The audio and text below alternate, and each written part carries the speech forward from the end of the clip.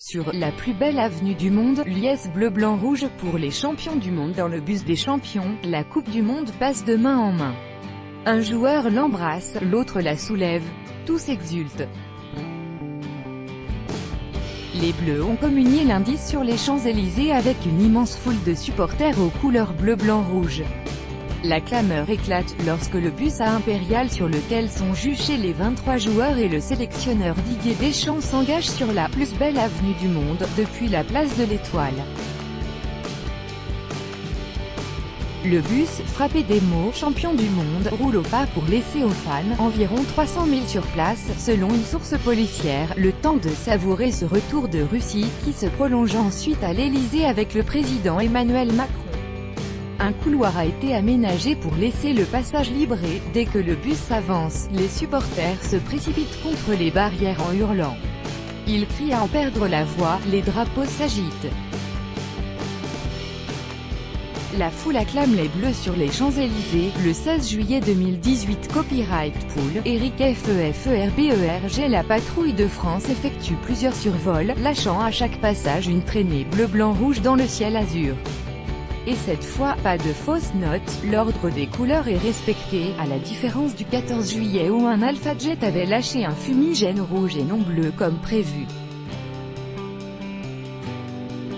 Noyés dans les fumigènes déclenchés par les fans, les footballeurs enchaînent les sourires, les saluts à la foule et les selfies pour immortaliser ce jour inoubliable, 20 ans après la descente des Champs-Élysées par les Bleus de Zinedine Zidane et Didier Deschamps, alors capitaine.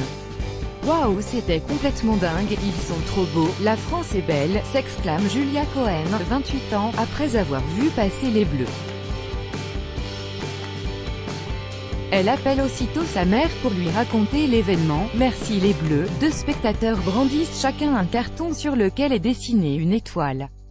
Sur l'un est inscrit 98, sur l'autre 2018. Une femme, les joues maquillées aux couleurs de la France, hurle sans s'arrêter. Merci les Bleus, le poing levé vers le ciel.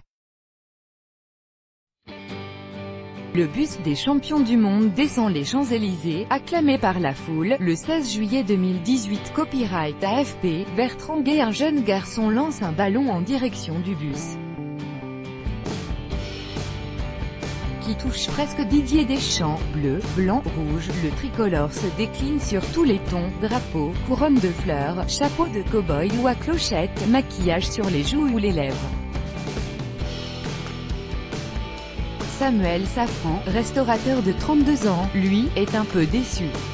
Ils sont passés beaucoup trop vite, regrette celui qui était dimanche en Russie pour assister à la finale, et est revenu exprès lundi matin à Paris pour être là, un peu frustré, mais c'est incomparable au bonheur dans lequel je baigne depuis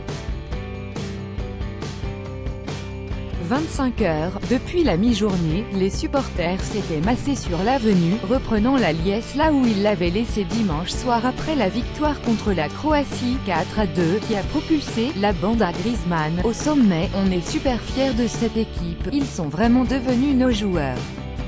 Didier Deschamps a vraiment créé un bel équilibre, s'enthousiasme Priscilla Lagneau.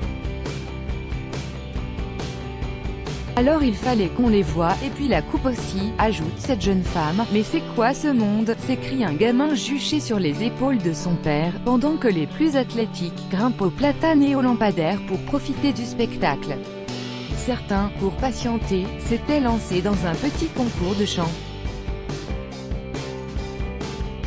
La Marseillaise succède au chant de supporters sur Benjamin Pavard et au po, inspiré du célèbre morceau Seven Nation Army du groupe de rock The White Stripes. Sur la place de l'Étoile, en début de soirée, alors que les Bleus célèbrent à l'Élysée leur triomphe, Antoine Guyot, 39 ans, se prend en selfie, avec son fil dans les bras devant l'immense drapeau français accroché à l'Arc de Triomphe.